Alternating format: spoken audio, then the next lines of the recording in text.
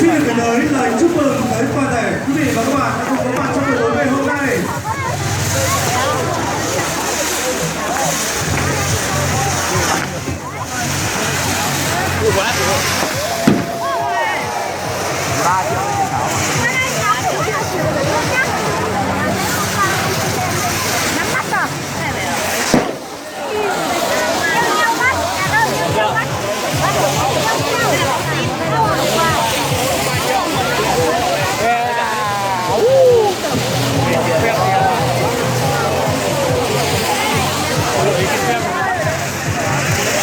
Có màu à?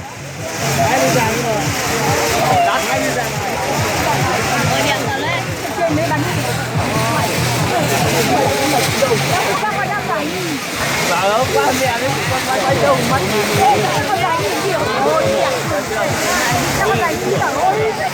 yeah, được chưa? Dạ, chúng tôi chụp cả.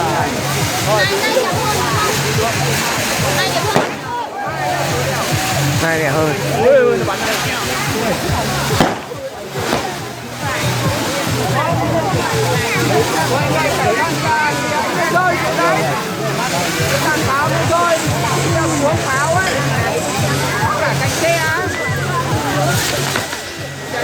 Đừng ngửa bắn lên trời quá.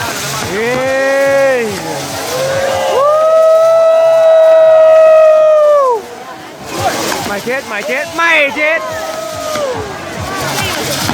Vào ra thôi.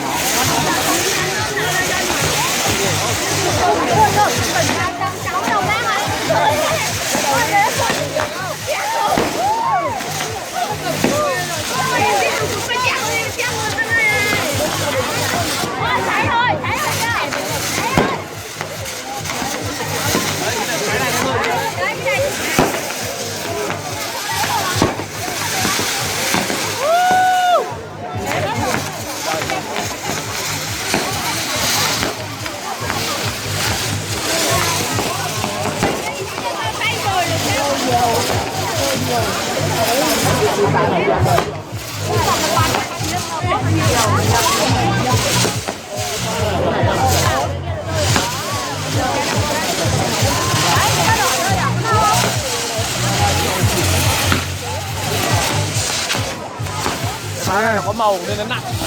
Rồi. Cái này nó có màu nặng lắm. Năm nay làm quá dở. Quá Việt Nam đấy. Đúng vậy, hôm nay có gió, hôm nay nó khỏi ra ngoài kia rồi. Hôm qua nó có rồi. Rồi đốt vào này là khói này đây.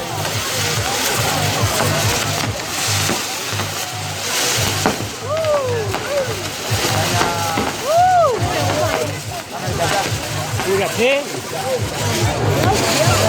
Đốt trên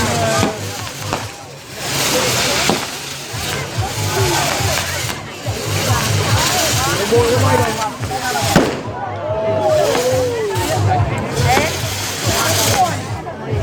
qua bắt cờ đỏ bắt cờ đường chụp